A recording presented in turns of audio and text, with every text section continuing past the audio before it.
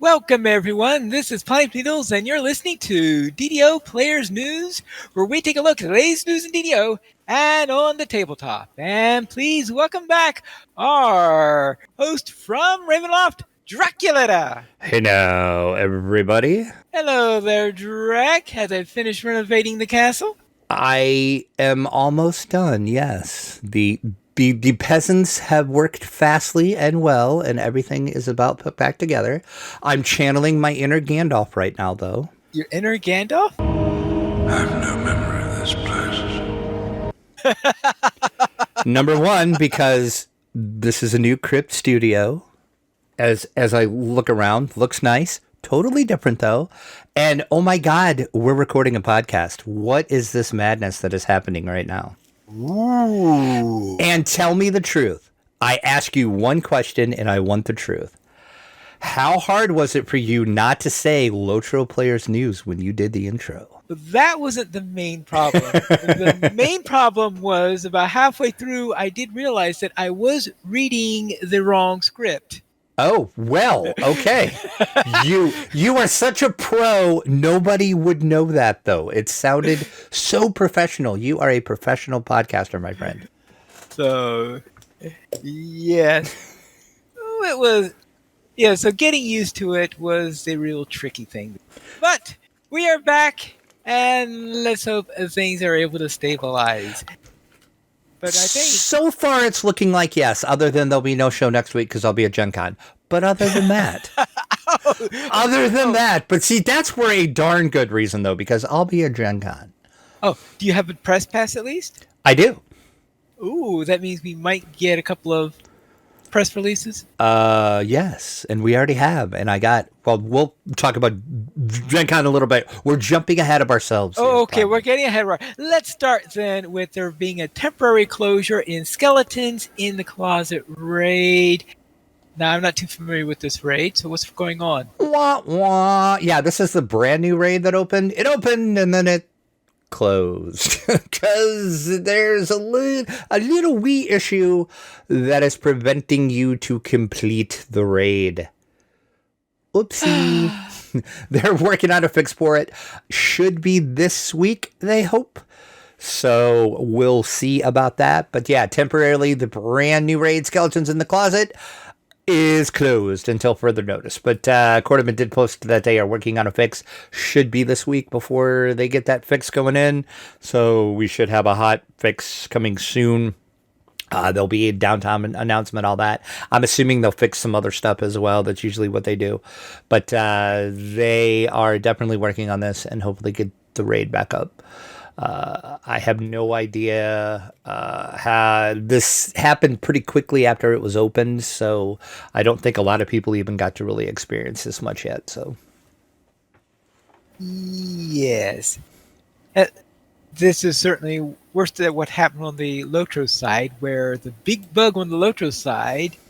Actually, there were two bugs on the Lotro side. One was there was one class that could not complete the quest. Oopsie. And the other one was that despite being a repeatable quest, it wasn't repeatable. Well, that's awkward. That was awkward. So, but at least you were able to do it if you weren't the class in question. Well, there you go. So, all right. So, Skeletons in the Closet. There seem to be skeletons in the closet of the raid. They definitely came out and caused some issues, indeed. All right. I mean, I'm just trying to think. Skeletons in the Closet just doesn't sound like a name for a raid with the Isle of Dread. But I presume have no idea what it's about. I have not read anything about the raid, so I don't know. Oh, well. We will have to learn it. We will have to invite Lessa or something like that. I am patiently waiting for Patrick. Patrick is the one that is going to email and tell me exactly what this raid is about and how dumb we are for not knowing it. So, Patrick... Ball's in your court, bud. All right, so Patrick, tell us everything that we are missing on this. Indeed. And then, speaking of things that are a little bit out of our league, I heard that there is a new hardcore league starting in 2 days. It is the 27th of July, so as we record this, 2 mere days away. The 6th season of the Hardcore League, now with dinosaurs. Now with dinosaurs. I mean, if you Everything's better want... with dinosaurs, right? Exactly. I mean, if you want there to be dinosaurs, you can have dinosaurs in your Hardcore League now. I mean, I don't know if I would suggest that, but hey, you do you. That's right. Hardcore League, of course, is the experience that tests the skill of players with the ultimate penalty for failure. It's permadeath. If you did not know what Hardcore League was, you are one and done. The Hardcore League will begin on July 27th and is going to end on October the 24th. So once again, one and done. You have one life to live. The top 100 winners of the 2 ladders of the Hardcore League, of course, will be immortalized in the Hall of Heroes, as always. All players can access the Hardcore League server, regardless of your account type. Standard account restrictions do apply based on whether you are VIP, though. So, what do you get for doing this madness, you might be asking yourself? For 1,750 favor, you get the Pup of the Hunt War Veteran Certificate. For 5,000 favor, you get the Fey Hunter's Wings. Of course, that is cosmetic wings. They are toggled on and off by a feat in the same channel as the Reaper Wings, if you have those. And then if you're crazy enough to do the Reaper on Hardcore, for 10 Reaper points, you're going to get the Deathwalker's Cloak 6. I had to think of what VI was there for a second. I'm like, 6, yes, that's it, because this is a 6 Hardcore League. It makes sense. 20 Reaper points. You get the Mount Certificate, the Steed of the Huntmaster, so you get a horsey. And then at level 20... if you reach it all the way level 20, you get the Death Walker's Sash 6 as well. So there you go. There are your rewards that you can get. As we said, anybody can participate in this. You don't need a special client or anything. What you do is when you log in to the game, you're going to see the Hardcore League show up in the server list. You just pick Hardcore, and good luck. Go for it. Good luck. My goal is 10 levels. There you go. That is, but I don't get half a slash for doing that. Well, you know. You'll get the, oh my God, you made it to level 10. Good job, Pine Leaf. That's what you'll get. I mean, I tried. Oh, well. I think you'll make it to level 10 at least. We will see, because some of those monsters could make things tough for you. For example, T-Rex, no trouble. Ettercap, I'll get ripped to pieces.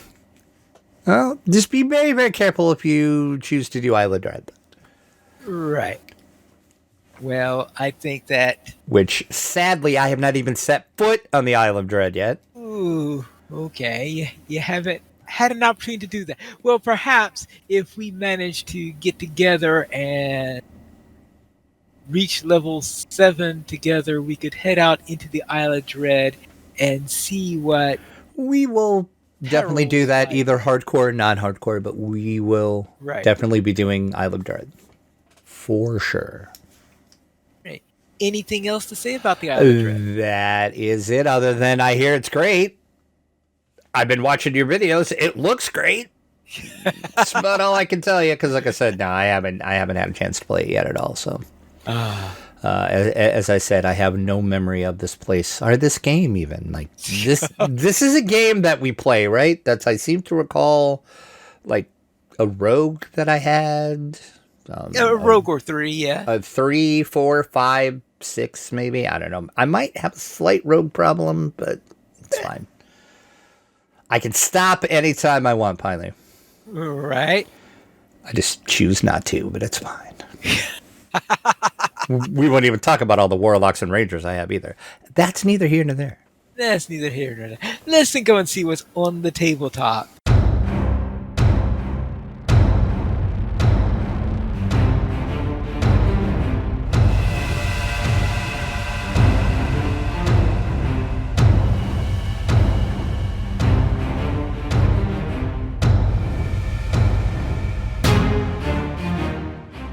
where their Gen Con updates us with the July 2022 health and safety update. I guess this will be the last health and safety update before the convention. It is. This is the final confirmed plans, and not much has changed since the last time we've talked about this. You still have to be fully vaccinated. You're going to have to show proof of that. And then once you show proof of being fully vaccinated, you're going to get a little bracelet.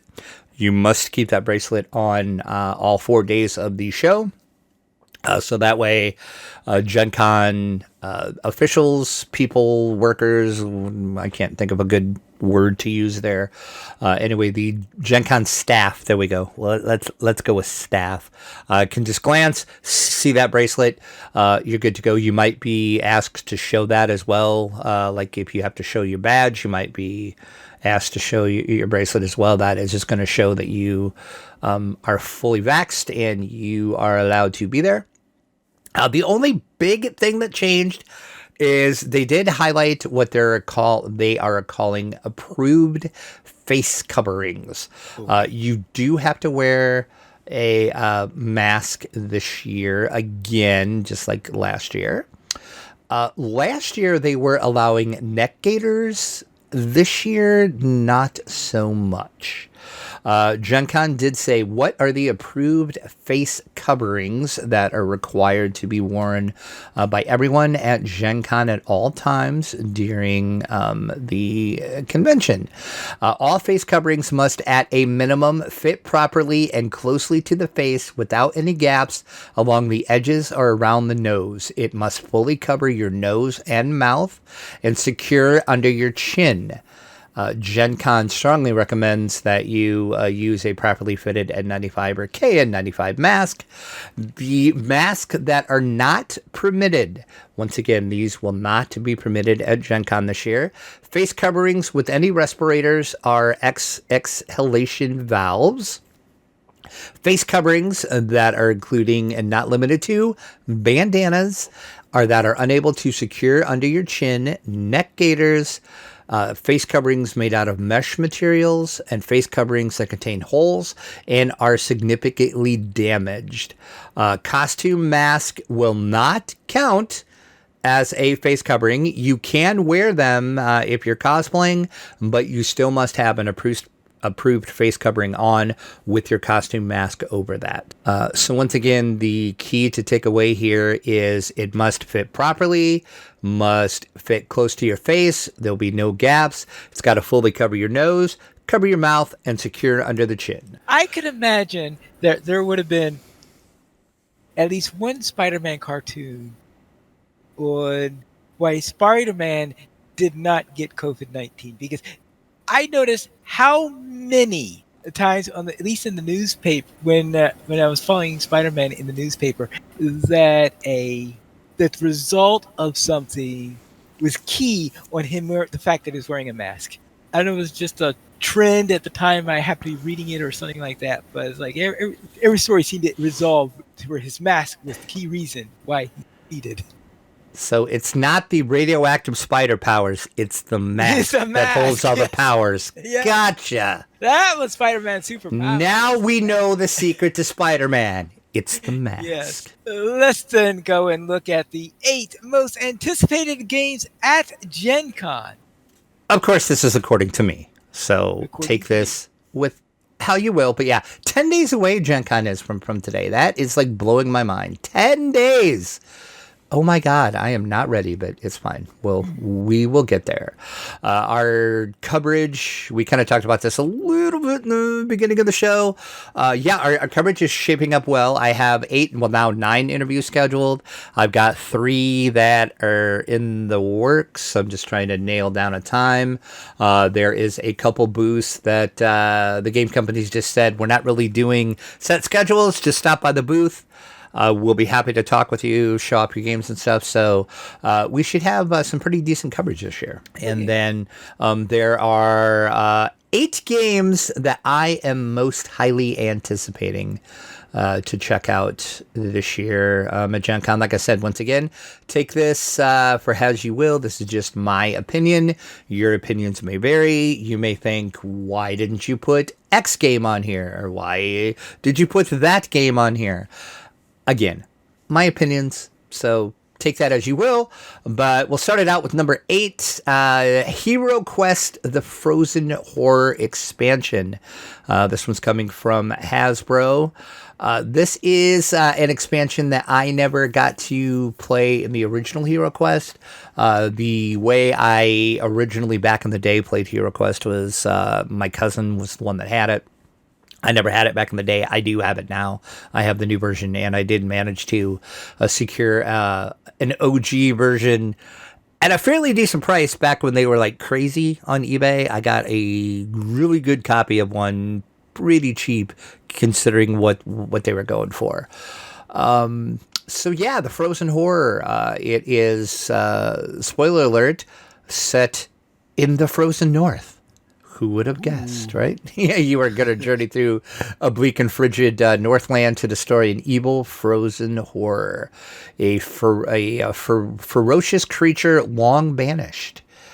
You will mainly play as the barbarian. Of course, every class can play this, but this is geared towards the barbarian because there's special challenges just for the barbarian to play, and you can also do this solo with the barbarian. There are special challenges just for a solo barbarian to do, but all the hero classes can play this. So looking forward to this. Like I said, never got to play the original of this, so yeah, the Frozen Horror Quest Pack expansion coming from Hasbro for the new version of Hero Quest. And then number 7, I've got the Funkoverse strategy game, the Universal Monsters 100. I mean, Dracula. Like, do I have to say more? Just, I mean, there's not much to say about this, but you get Dracula, the Invisible Man, Bride of Frankenstein, the creature from the Black Lagoon, and of course, everybody's favorite and mine, Dracula. So there you go. And Dracula looks so amazing as a little Funko Pop. So what can I say about this? And we're going to be able to look at this up close for sure, because I do have an interview scheduled with Funko. Ooh, you made sure of that. Oh, I did. That was the first one I set up. When I got that email, I'm like, yes, I will be talking to you. And then speaking of Funko, we have Jurassic World, The Legacy of Isla Neblar. This is a legacy version of Jurassic Park. We talked about this. This was recently on Kickstarter. It funded pretty much like seconds after it started. I forgot what they ended up with, but yeah, this did fund. You are taking the role of scientist, and you're helping John Hammond create the island. You're going through what you do to the island is going to be different for your game. So you're going to create your own island and your own world. It's going to be exclusive to your game because like the decisions you make might be different than what other players are playing in their game.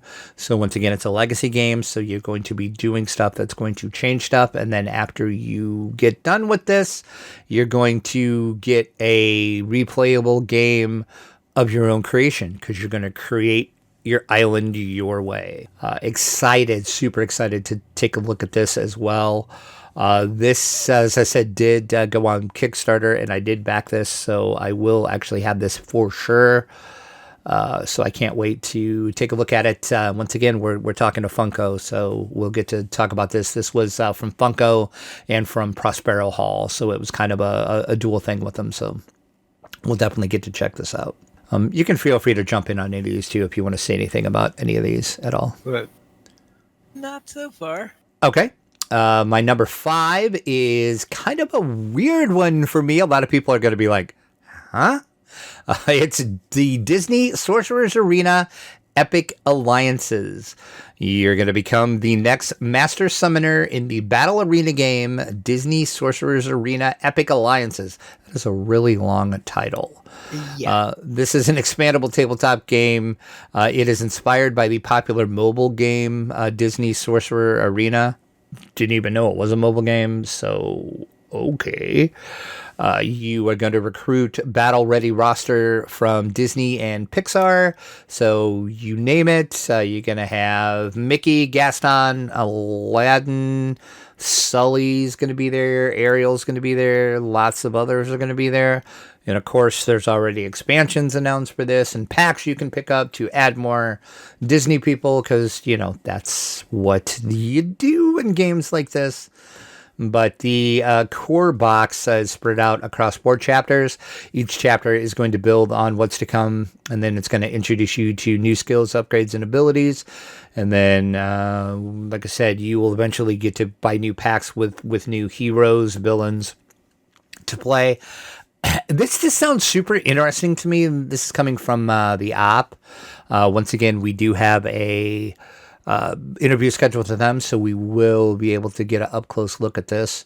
It just sounds super fun. I like battle type games like this. Usually not into like the Disney type games though. Like Villainous was okay. That was pretty fun. But that is my extent of my Disney games that I like. Usually the Disney IP is not done well in tabletop, in my opinion. But this one looks great and sounds super interesting. So we'll see. But once again, it's Disney's Sorcerer's Arena Epic Alliances, and that's coming from the op. And then at number 4, we have Marvel Dice Throne. You become one of 8 Marvel legendary heroes, including, but not limited to, Black Panther, Captain Marvel, Black Widow, Scarlet Witch, Loki, Thor, and Doctor Strange. Also, Miles Morales is Spider-Man. There you go. It's the mask. You're going to win if you're Spider-Man because you're wearing the mask. We already learned that from earlier in the show. So there's your tip. Play Spider-Man and you'll win. This is a fast-playing skill card dice manipulation type game. You can do 1v1, 2v2, 3v3, 2v2v2 are a free-for-all. You're basically chucking dice. You're saving the dice. It's kind of, you can think of it a little bit Yahtzee-ish in a way because you have cards that have skills on them. You have to get certain dice to do those skills. You can re-roll your dice a certain number of times. You can manipulate the dice. So it looks really, really fun. I haven't played any of the Dice Throne games. I've watched videos of them. I actually have Marvel Dice Throne. The Kickstarter did actually fulfill successfully. I have it with the move and everything. It's been taunting me on the shelf every time I go into the game room because that's the last room that I'm setting up. I still have a little bit of work to do in there, and then it's completely set up. That's the first game I see when I walk in and turn on the light. It's like Marvel Dice Throne is right there, and it's like, play me, play me. So excited to do this. We are going to actually play this at Gen Con because we did manage to get into an event for this. So we will play this. And this is kind of a dual game. The op has a lot to do with this, so we will talk to them about this when we talk to the op. So there you go. That is my number 4, the Marvel Dice Throne. The number 3 most anticipated game I'm looking forward to checking out at Gen Con, G.I. Joe, the role-playing game. Was there any doubt a G.I. Joe game was going to be on this list somewhere, as much as I talked about G.I. Joe on this podcast? Everybody should know by now, I love G.I. Joe. Excited as I'll get out to check this out. This is coming from Renegade Games Studio. It's one of them. They weren't doing set appointments. We are going to stop by the booth, though, and then I am in an event for this as well, so I will be able to sit down and play this, so I can report back. And then we do actually have this for review. Renegade did send us a review copy of this. It was right before I was getting ready to move, so I told everybody, yeah, any review stuff you send me is going to be a little bit. So we will get a review coming of this. It'll help that I'm going to get to play it at Gen Con, so it's going to help me jumpstart that review. So there you go. Number 3, G.I. Joe role-playing game. Spoiler alert, G.I. Joe might show up one more time. And number 2, not G.I. Joe. So I wonder what number 1 is. Number 2 is Dungeons and Dragons Onslaught. This is coming from WizKids. This is the competitive skirmish game. Players are going to control an adventuring party from one of the most powerful factions of the Forgotten Realms. You're going to delve into dungeons, battle rival adventures, confront, words are hard, fearsome monsters on a quest for treasure and glory. So it is a skirmish miniature game, and it looks sweet. Oh my god, these miniatures look amazing. I cannot wait for this. So excited for Onslaught. Once again, WizKids, we're stopping by the booth. We don't have a technically set interview scheduled. They just said, hey, stop by from this time to this time on this day. We're going to take you around. We're going to show you all the games, all the miniatures. So we're going to talk to them. And then I am in an event for this. Luckily, all the events that I wanted this year, I actually managed to get into. This was another one that I was so hoping to get into, be able to sit down and play it. I'm going to be able to play this. So I do have an event scheduled for this. So definitely we'll be talking about this one. But number 2 is Dungeons and Dragons Onslaught from WizKids. I think I might have asked this question before. Yes. But how many skirmish games based on D&D does this make? Oh, yeah, we talked about this when this was first announced. I think I came up with the number. I'd have to look back. A bunch. Yeah, a bunch. A bunch, yeah. Yes, and you're just saying that whatever you do not base the next edition of D&D on it. No matter. Exactly. God, please no. We don't even bring up the edition that should not be named and how it was just basically a skirmish board game. But anyway, see, thanks for bringing the show down, Pine. Sorry. Great. Thanks for that. First week back, and we're already bringing up the edition that should not be named. Look at that. And then, of course, number 1 on the list. Nobody's shocked. If you're a fan of the podcast, you've listened to us for a while, you know how I was so freaking excited when this was announced. It's G.I. Joe Mission Critical. It, of course, is the cooperative miniatures board game coming from Renegade based on G.I. Joe. You defeat Cobra. You fight Cobra. It's a skirmish. It's a miniatures game. It's G.I. Joe. What's not to love? Once again, I'm in an event. Going to play this. Going to talk to Renegade about it. I backed it on Kickstarter because I couldn't tell them fast enough, shut up and take my money when this was announced. So I was like, here, take it all. I just take it all. I want this game. So yeah, G.I. Joe Mission Critical from Renegade is my number 1 most anticipated game at Gen Con. So excited to play this and check it out. And we will definitely be talking to Renegade about this. And in all of these games, I probably am not going to be able to take video, but I will definitely take pictures. So make sure you're following us over on Twitter at DDO Players. I will definitely be posting lots of pictures during the gameplays of these. And then also, as I'm at booths and stuff, I'll be posting pictures and stuff. And then maybe might go live, so make sure you're following us on Facebook as well. I might try to do a couple Facebook Lives, but I doubt I'm going to be able to take any video when I'm in these events because it's not really like a press thing. I'm just paying to play in a regular gameplay event, so that'd be kind of weird to like, hold on, let me whip out my video setup here and video this. I hope you guys don't mind. So yeah, that might be a little weird. So, but we'll definitely be pictures for these, and then I'll get video and stuff in the booths and stuff though. But so look for all this coverage coming soon as Gen Con is 10 days away. Oh my God. Oh, those are your 8 most anticipated games for Gen Con this year. Yes, and then I probably could have made this list to be like the top 20 because there's quite a few games I'm looking forward to. But these are in my opinion, the best of the best. Oh my God, I definitely have to check these out category of games. But there are tons more that I could have added to this list.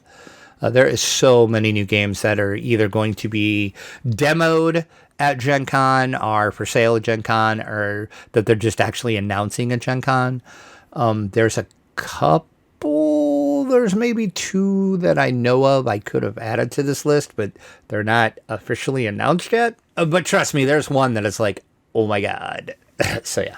Yeah. Now, More on that soon. I've been looking through the Gen Con list. Over on Board Game Geek, I'm assuming? Yeah. Okay, yep. So I'm looking through this list, and most of the ones that are looking really interesting to me arrived out 2 months ago for my Kickstarter. Yeah, that is kind of weird that there is a lot of these that are already available. I noticed that too because I kind of was looking through that list to kind of help me remember, okay, you know, what's out, what's coming out. And it was kind of amazing that this year it seems like there is a lot of games that are already out. Usually it's like they'll be releasing a Gen Con, but this year it's like, oh yeah, you can already buy this now or you can pick it up at Gen Con if we still have any left. Right. That sort of like, for example, for Thunderwork Games, they released some new expansions for cartographers a month ago. Guess when I got them? A month ago. When that Kickstarter fulfilled, yeah. No, exactly. actually, that wasn't a Kickstarter. Oh, that the wasn't first 3 expansions were from a Kickstarter. These were 3 new ones that they had. For a non-Kickstarter. Yeah, I'm thinking a role player adventure. That was the role playing Kickstarter. adventure. Okay, yeah, but that was the Kickstarter. They did have Cartographers Heroes that also had. Okay. That around the same time, Role Player Adventures came out. Cartographers Heroes also. There you go. Okay. Now, I'd say that of all the things in here, that's the most anticipated is a rather strange one for me because it's a little bit out of my usual wheelhouse. Ooh, this should be good. And the one that I'm really anticipating, though, is the second set, and this looks like that what they're showing on here is the first set, and that is Final Girl. That game is so good, and I cannot believe you want to play Final Girl. Yeah, so when they came out with the second set of them, I thought the science fiction ones, okay, they feel to be a little bit more. That makes sense, yeah, because like the first season is like straight up horror, so that's why I can't. Right. I'm like, yeah, so okay, so I did it. So I did not back the first Kickstarter because the first season was a little bit out of my wheelhouse. Right. So it's that second season, which is not on the Gen Con list because it'll be a few more months before that's going to be available. That's when I'm really anticipating. But I am going to be getting the first season a little bit earlier before then, so I could learn how to play the game and stuff, so I could all be set when the second release. It's so good. It's so good. But I will say that, yeah, everything else in here, it seems like I pretty much already have if it's really... I mean, there are a couple in here that, well, I think that, no, I'm not going to bother with it because it doesn't look like... It's like Clank Catacombs. It doesn't look like, at this moment, that they're going to have the solo support for it. So, solo support, I'm not going to bother. And I'm not a huge Clank fan anyway, to be honest. Yeah, right. So, yeah. Not much then that's really piquing my interest at this year's Gen Con. As I said, some of them, of course, are Kickstarters that I already have or are expected soon or something like that. Let's then go from Gen Con to the Spiel and find out who won this year and were there any surprises? I guess... To me, yes, because some of these I'm like, I don't even know what this game is. But okay, cool. Congratulations, you won the Spiel des Jahres. Look at you. Gonna sell like 1,075,000 copies because you won the Spiel. Yeah, the prestigious Spiel des Jahres award went to Cascadia, which that one I did hear of, and that is not a surprise because everybody says that is a amazing game. In fact, I think everybody said that it would... that if Cascadia did not win, it would be the biggest upset since Splendor lost. Yeah, it was like there was set to be some major goings on if Cascadia did not win. So everybody can calm down. Cascadia won. It's all good. And I do now have a copy of that game, so I was going to ask you if you had it and if you had played it. I have not yet had an opportunity to play it. I've been distracted 'Cause by other games. it does seem like a pine leaf type of game. Yeah. Then the Kinderspiel went to Living Forest. I have no read idea what up this on game this. is. I saw videos on this and things like that, and let's just say I have not ordered it or anything like that. Probably the biggest one is, even though this seems to have a theme that sounds like it would be really attractive, really nice, I'm just trying to think, you have a game with the theme of trying to save a forest. Why in the world is it a competitive only game? I don't know. Yeah, that didn't make sense. I'm like, that kind of defeats your purpose, but good on you. Yeah, I mean, it just does. It just boggles my mind. A competitive only. I've not ever seen a theme that just so screams cooperative. Right. Yeah, it definitely should have been a co-op for sure. But yeah, Living Forest was the Kinderspiel, and then the Kinderspiel went to, I'm going to butcher this name. Pineleaf can probably pronounce it correctly. Once again, never heard of this game. Zauberberg? Zauberberg? I don't Sure. know. I have a feeling a German will probably pronounce that much gonna say better than either of us. If anybody knows, speaks German, tell us how that's pronounced. But yeah, again, no clue what this game is. Never heard of it until it was nominated and then when it won. See, Zauber is magic. Everybody was really excited that this one won, though. So apparently it's a really good kids game. Yeah, obviously it's a kids game since I was trying to think. Yeah, I trying to remember if I could remember what that would mean. But in any case, it's the winning entry. So congratulations to all the winners, and good luck trying to find copies of any of those, because that pretty much guarantees a sellout. When you win any of the Spiel categories, your games sell billions of copies pretty much automatically. So Yes. Congratulations to the winners, and good luck trying to find it if you won them. Yeah. So let's go from the Spiel to what's on the screen.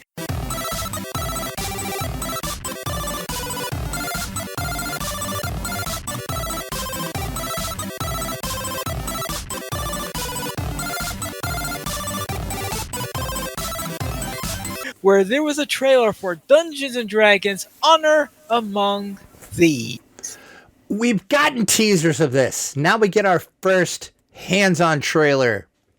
And I must say, I'm cautiously optimistic about this. Way more than I was going into it. Because I'm just like, yeah, they're going to screw this up badly. It looks pretty good from this trailer. Anything with a black dragon. Yeah, exactly. Like the first thing you see in the trailer is a black dragon, and I'm like, all right, cool. I'm in. Black dragon, I'm in. And then we get a red dragon. I'm like, okay, I'm in again. Dragons. D&D You got dragons? me. Okay. All right. Yeah, makes sense. We get kind of a dungeon looking thing. Okay, we got it covered. Dungeons, dragons. You're doing good so far. We get a mind flare. Okay, check. We get a mimic. Check. We get a displacer beast. We get a gelatinous cube, for goodness sake. So they're like checking all of the nerd boxes here. So I'm like, okay, you have me. I'm in. I was optimistic about this. I didn't, because the first 3 abominations that were D&D movies were horrendous, some more than others. Number 3, I'm looking at you, Book of Wild Darkness. Oh my God. Looking at you. So yeah, the only thing I didn't like about this trailer, I'm not sure who your music consultant is, but okay, Led Zeppelin is amazing. I love Led Zeppelin, one of my favorite bands of all time. Hands down, thumbs up for using Led Zeppelin in your trailer. But why the hell would you use the song that you used? like so many other songs that I can think of that would have worked much better than Whole Lot of Love in a D&D video or trailer. I mean, I'm sorry. The music was a little weird for me. I had to watch the trailer twice because the first time I watched it, I was thrown off with the whole Led Zeppelin thing. And the whole time I'm watching it, I wasn't paying attention. I'm just thinking, why did you use Whole Lot of Love in this trailer?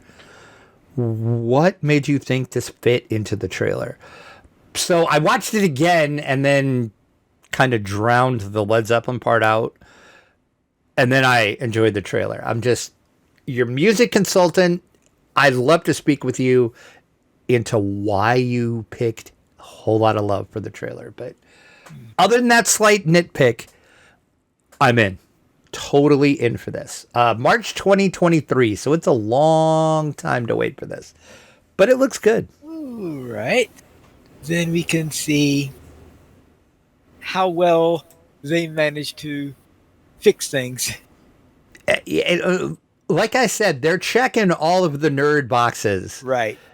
I'm like, okay, Black Dragon, Mind Flare, Displacer Beast, you got your Red Dragon, you got your Gelatinous Cube, you got your Owlbear. Okay. Oh yeah. The druid that shape. Yep. Shape.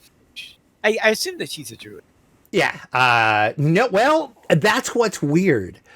I assume she was a druid too. But if you look at the credits and everything on like IMDb and other write-ups about the movie, they're saying she's a tiefling. So apparently she's a tiefling druid, I guess. I don't know. It's weird to me.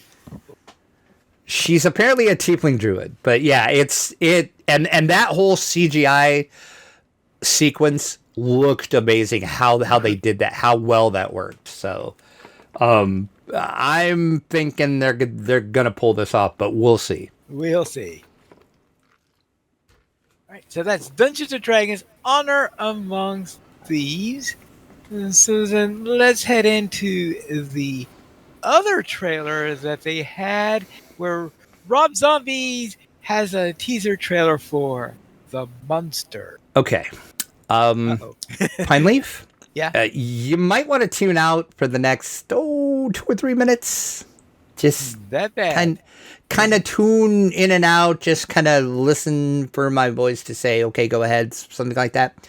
Yeah. My suggestion for you, if you're going to watch this trailer, I would either break a glass on the ground, walk barefoot over it. You're going to get much more pleasure out of that than this piece of shit trailer. You could bang your head against the wall. You're going to get more pleasure out of it than watching this trailer.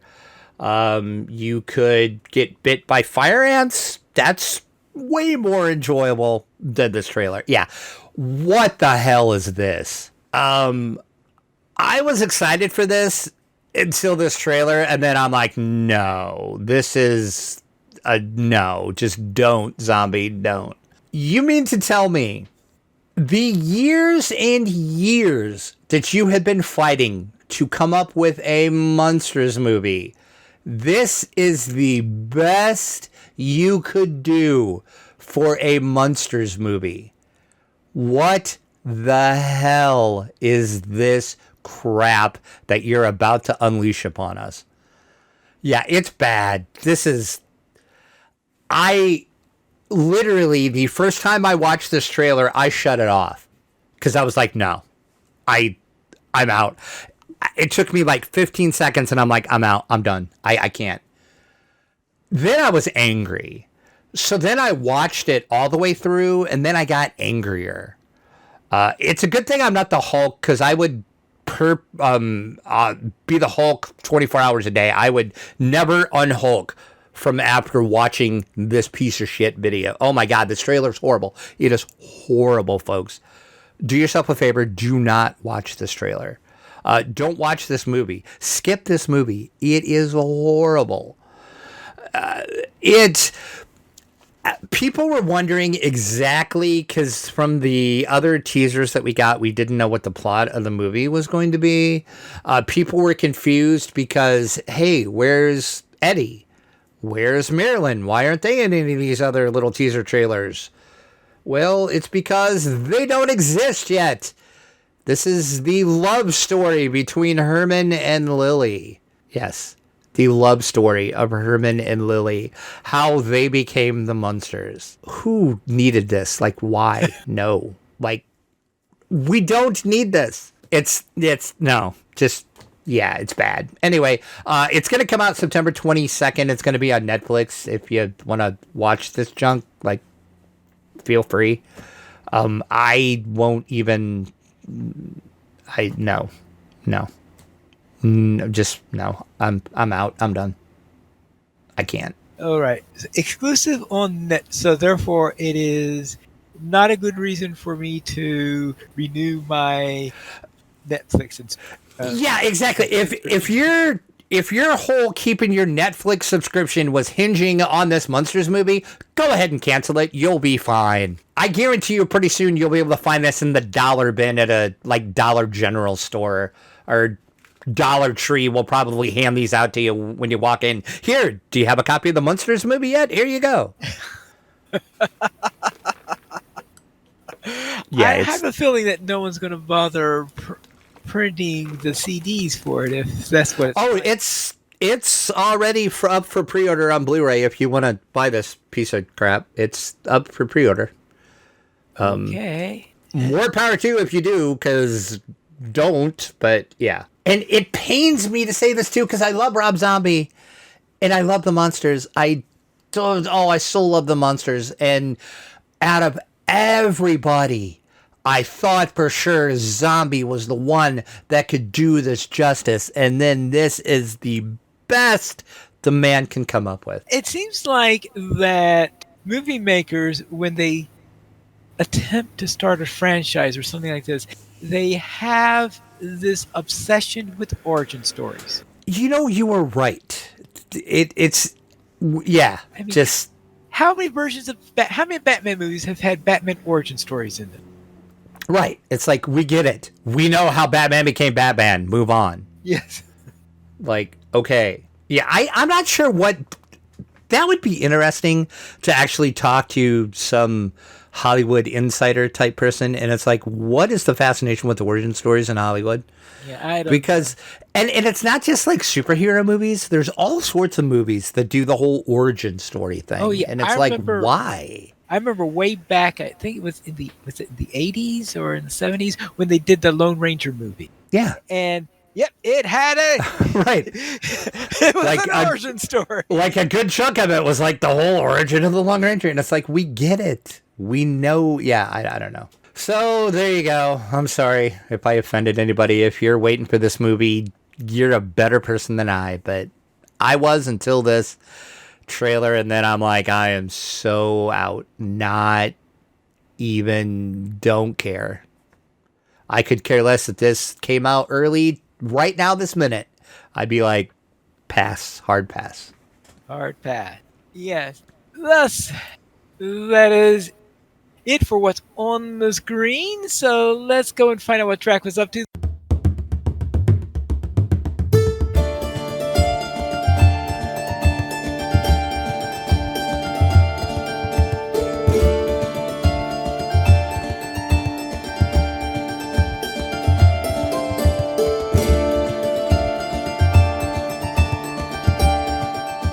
So I have a feeling he was too busy setting up the studio to be able to do much, and I think his game room's not quite set up yet. Exactly. So yeah, no, I didn't do any gaming, which, you know, I mean, this time I do have a good excuse. I was moving, setting everything up, yada, yada, yada. So yeah, like I said, everything almost done. Just the game room is the last thing to set up, and it's almost there. So soon I'll be back to gaming. The PC and everything is set up in the studio here. So computer gaming is going to start again. Video games, all that's set up. So that's going to start again. Tabletop gaming will start soon. So yeah, basically everything is going to get back to semi-normal. And we should be able to get back on a schedule, and you and I will be able to game again. And then I'll be gaming other stuff. So yeah. So, but unfortunately, didn't really do any gaming. I didn't even do anything gaming adjacent other than if you want to count setting stuff up and stuff. I did. I got a couple things for review that I looked over. The new D&D book. I did read through that a couple times. I got a review of that coming up. I actually got a novel, which I do believe it's going to be the first book review we have ever done on the site. A book review? I'm trying to think if we've ever done a book review before, and I do not think we have that I can ever remember. So yes, I do have a book review coming up. I can't tell you what book it is, though. I can give you a hint, and the astute among you should be able to figure this out. But once again, I'm not telling you what this book is. Okay. I'm just hinting at you what this book is. I'm halfway through the book. And it's been a long time since I read a book, like an actual physical book. Usually when I read books, it's on the iPad. So it's like super weird to read a book. But this book involves dragons. I had a feeling of that. Yes. And there is a lance maybe somewhere in there. I was guessing that it was going to involve a lance of some sort. Yeah. Yeah. So that's all I can say right now. Oh, okay. All right. Yes. So the astute among you can probably figure out the book, but like I said, I can't tell you. I can't. Don't ask me to tell you because I can't tell you. But there you go. All right. Yes. We will be held in anticipation as to what possible D&D world could be this story be in. I can't say anymore. Yes. All right. So we'll go. I've said too much, finally. Yes, you I've said too much already. Okay. Maybe I should have guessed first. Then there you go. That's right. My hint was too good. Move on. Yeah. What have you done, Pine Leap? I'm going to get myself in trouble here. We will. All right. We'll go into first of all on DDO. My Tabaxi. I've been playing my Tabaxi quite a bit during the hiatus, and I just finished the Isle of Dread. So that means I've reached I'm level 8 now. I'm about halfway through level 8, and I've finished up the Isle of Dread quests, and I had a lot of fun in that area. And of course, meeting some various types of dinosaurs along the way. What? In the Isle of Dread, there's dinosaurs? Yeah, I know. What you would believe What is this turn of events? Now, since the Isle of Dread, I think was with an edition I didn't play all that much. I never played the Isle of Dread, so I don't know how many of the dinos that are in the DDO version of them are from the original. I mean, I'm sure that things like T-Rex and Triceratops were in the original. They were, and we will definitely discuss that as we're playing, because I spent a lot of time playing Isle of Dread in tabletop. The DM I had back in that time frame loved the Isle of Dread, so we played a lot of Isle of Dread. But I have a feeling that you didn't have that the Seal of Isis wouldn't have been in the Isle of Dread, because I don't think the Seal of Isis became popular until Walking with Dinosaurs came out. Yeah, I don't remember them. I think most people never heard of a Seal of Isis. I was going to say, yeah. Came out. I'm pretty sure that was definitely after. It's those Jurassic and Cretaceous dinosaurs that most people. Triassic dinosaurs are usually ignored back before Walking with Dinosaurs came out. So that's the. So I think they made a few tweaks of them to what fits better with modern views of paleontology and stuff. And of course, I'm pretty sure more raptors than you had back in those times. So I think they did probably include dromaeosaurs, if I remember the monster correctly, in what it included. I would have to dig my module out and read it again. It's been so long since but yeah. It'll be interesting to see the changes they made. So we can hear your view on it, on what dinosaurs were made the cut from the original and which ones were replaced and things like that. Yeah, I'm super excited to actually start going through it, because like I said, I haven't got to play it all, so I'm super excited. Right. And in the tabletop, I spent a great deal of time playing a game called Dead Ball. Well, you had me at dead, so okay. Yeah. Well, Well, maybe I had you at dead, but I said it's a baseball game. Oh, not what I was expecting this game to be. Yes, there is. I've actually never heard of it, so I didn't know Yeah. what the heck you were talking about, Okay. but not at all what I expected. Dead ball is a baseball reference in that this game is able to you're able to simulate baseball games. So it's a print and play game, which is a fairly easy set of rules to it, but is very very flexible in being able to play in any era of baseball or anything like this. And what they do is they include the main rule sets that they include are both for the modern game, so it's for the most recent years, but they also include one for the ancient game back in the teens. And when I say the teens, I don't mean the 20 teens, I mean the 19 teens. Okay, all right. And so back around 1910, and that was referred to as the dead ball era, hence the name of the game. Because I've never heard that term before. Okay. Yeah, that's because let's just say the spitball was legal at that point. Oh, gotcha. Okay. And therefore it was very, very hard to hit the ball. The balls didn't go as far or anything like this. Home runs were almost non-existent. And that's why, for example, in 1918, I think it was 1918, Babe Ruth, who was a two-way player in that year, so therefore he's spending half his game, a significant number of his games pitching instead of seriously hitting. Babe Ruth pitched? Yeah, he started out as a pitcher.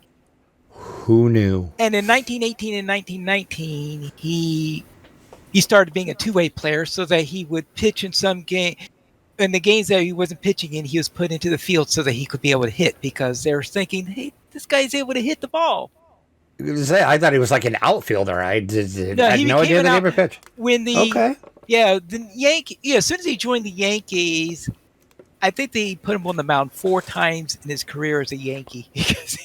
Who knew? See? The Yankees made him a permanent outfielder. But anyway, in 1918, Babe Ruth hit 11 home runs, which is pretty good for a pitcher.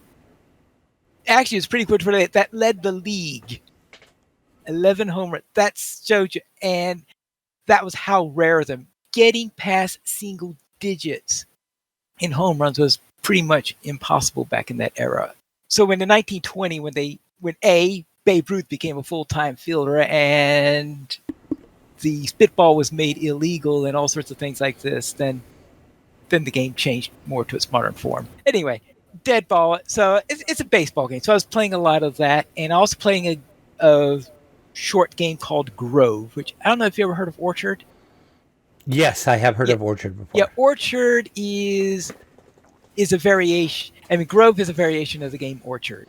Okay. It's the same style of game. The scoring is slightly different in how it works, and they also have a challenge where, are you familiar with Sprawlopolis? Yes. Yeah, where you start the game by getting these 2 goals in there, and I mean potential things for bonuses, and that you add up these 2 numbers, and that's your goal for the game.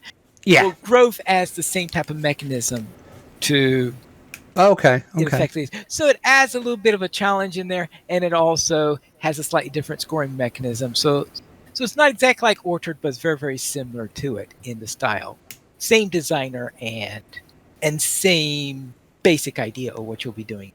Gotcha. Okay. All right. So those are the 2 main games I've been playing over the last week. We currently have 15 supporters on Patreon. If you'd like to help support DDO players, you can go to the nation's page resort, the Players Alliance on Patreon. Your money being used for podcast hosting, website hosting, and to pay for our live shows. And do we have any emails this week? We do not. Hopefully, we'll start getting emails again and comments on the site and videos and all that fun stuff, because we're back. Yay! Yes. If you'd like to send us an email, you can send it to podcast@ddoplayers.com. You also follow us on Twitter, the Players Alliance @Players Ally, DDO Players @DDO Players, Dracula @Dracula_72, and Pineleaf @Pineleaf Needles. The Players Alliance has 2 shows.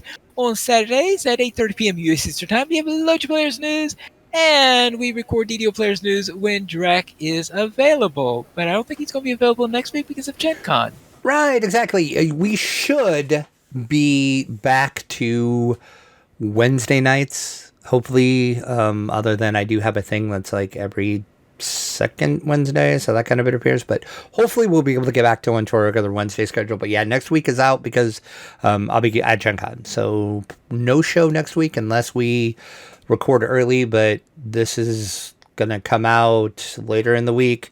So by the time this one comes out and then we record something else, if there's already any news to talk about, it probably won't happen. So yeah, so probably no show next week. Sorry, we're back kind of, sort of, in a way.